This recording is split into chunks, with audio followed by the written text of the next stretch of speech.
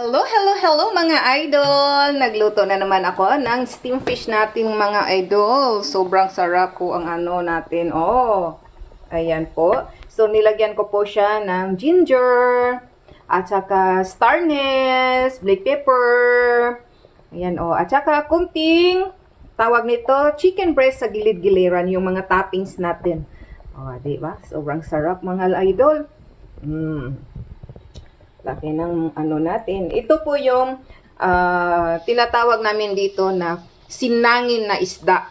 Oo. Parang bango siya pero wala siyang masyadong ano ha, walang tawag nito, yung matinik. Masarap siya, guys. Oo. So masarap ganito, steam fish po siya mga langka after ng workout ko. After ng gym ni siya lala. Sarap. Diba? So, thank you for watching. Don't forget to like and subscribe para